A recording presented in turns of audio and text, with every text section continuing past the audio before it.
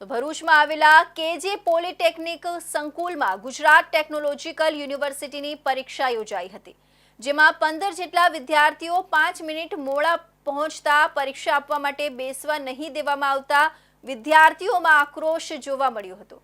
કેટલાક વિદ્યાર્થીઓને બેસવા દેવામાં આવ્યા હતા, જ્યારે કેટલાક વિદ્યાર્થીઓ સમયસર કેમ્પસમાં પહોંચ્યા હતા તેમ છતાં બેસવા દેવામાં આવ્યા નથી તેવો આક્ષેપ કરવામાં આવ્યો હતો। ભરૂચ કેજે પોલિટેકનિક સંકુલ ખાતે આયોજિત ગુજરાત ટેકનોલોજીકલ યુનિવર્સિટીની પરીક્ષામાં બહારથી આવતા પરીક્ષાર્થીઓને કડવો અનુભવ થયો હતો। વિદ્યાર્થીઓ સમય કરતાં મોડા આવતા વર્ગમાં પ્રવેશ ન મળતા પરીક્ષાર્થીઓ રોષે ભરાયા હતા। ગુજરાત ટેકનોલોજીકલ યુનિવર્સિટી જીટીયુની હાલમાં પરીક્ષા ચાલી રહી છે। ભરૂચની કેજે પોલિટેકનિક ખાતે પણ જીટીયુની પરીક્ષાનું આયોજન કરવામાં આવ્યું છે। જો કે આ પરીક્ષા દરમિયાન બહારથી એટલે કે ટ્રેન મારફતે અપડાઉન કરતા વિદ્યાર્થીઓને પરીક્ષામાં કડવો અનુભવ થયો છે।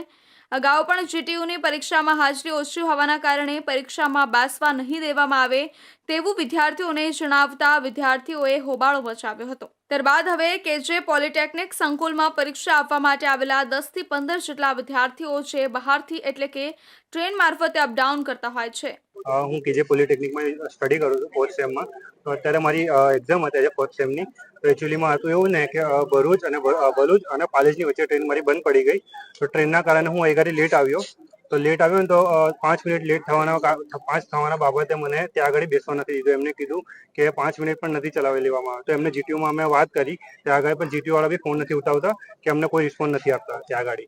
ને અમારી એક્ઝામ બગડી અને આજનો દિવસ આખો બગડ્યો। હવે એમાં અમારો ફોલ્ટ નહોતો, ટ્રેન એમાં વચ્ચે પડે એમાં અમારો ફોલ્ટ નહોતો સર। અમે પ્રિન્સિપલને બી રજૂઆત કરી, બધાને રજૂઆત કરી, પણ અમને કોઈ સપોર્ટ નહીં મળ્યો। ને અમને એવું કીધું કે તમે જીટીયુ વાળા વાત કરો, જીટીયુ વાત કરો, એ લોકો વાત કરશે ને ફોન બી નથી ઉઠાવતા એ લોકો। તો અમારે શું કરવાનું? કારણ કે આજનો દિવસ અમારો બગડ્યો, આજનું પેપર બગડ્યું। અમે એટલી પ્રિપરેશન કરીને આવ્યા છે, સ્ટડી કરે છે આટલું, ત્યાં આગળ ટ્રાવેલિંગ કરીને બી ત્યાંથી અમે 2 કિલોમીટર ચાલતા આવ્યા।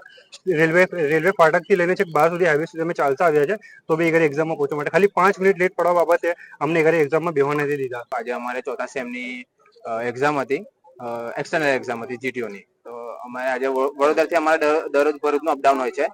તો આજે ટ્રેનની ખામીના કારણે અમારે આવવામાં મોડું થઈ ગયું। એમાં અમુક સાહેબો બી પણ છે, એ બી લેટ આવ્યા। તો અમારે આ મોડું થયું એના માટે અમને પરીક્ષામાં નહીં બેસવા દીધા અને અમારે આ વિષયની પરીક્ષા નહીં આપવા દીધી, એટલે અમારે આવતા સેમમાં ફરી એક્ઝામ આપવાની છે। તો હવે આ અમારે જે આજનો દિવસ બગડ્યો ને અમે 15 થી 20 છોકરાઓ છે, અમે 15 થી 20 છોકરાને બેસવા નહીં દીધા। અને સર એવું કે થોડું બી અન્ડરસ્ટેન્ડિંગ નહીં રાખતા ને એમ કે છે કે અમારા રૂલ પ્રમાણે અમે નહીં બેસવા દઈએ એમ કે છે। તો હવે આજનો દિવસ બગડ્યો એનું જવાબદાર કોણ? આ પેપર બગડ્યો એનું જવાબદાર કોણ? અને અડધા જણને બેસવા દીધા છે। 500 જણ જે બી આ છે ને એ લોકોને બેસવા દીધા છે અને એમ કે છે કે 10 ને 40 સુધી તમારે અમે બેસવા દઈએ। તો 10 ને 40 અમે અંદર આવી ગયા હતા તો બી અમને નહીં બેસવા દીધા। આજરોજ અમુક વિદ્યાર્થીઓ પરીક્ષા કાર્ય માટે નિયત સમય મર્યાદામાં રિપોર્ટિંગ કરવાના સમય બાદ આવતા એમને પરીક્ષામાં નિયમાનુસાર જીટીયુના નિયમાનુસાર બેસવા દેવામાં આવેલ નથી। પણ આ ડિસિઝનથી વિદ્યાર્થીઓના ભવિષ્યમાં એવો કોઈ મોટો ફેરફાર થાય નહીં। ફક્ત આજના માટે જેઓ નથી બેસી શક્યા એ લોકો ની એબસન્ટ આપવામાં આવશે। બાકી એમના ભવિષ્યમાં વર્ષ બગડવાનો કે એવો કોઈ પ્રશ્ન ઉપસ્થિત થતો નથી।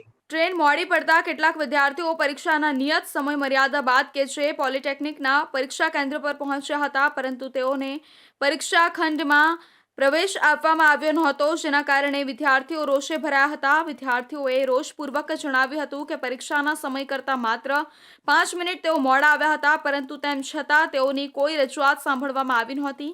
જો કે કેટલાક વિદ્યાર્થીઓને પરીક્ષામાં બેસવા દેવામાં આવ્યા હોવાના આક્ષેપ વિદ્યાર્થીઓએ કર્યા હતા।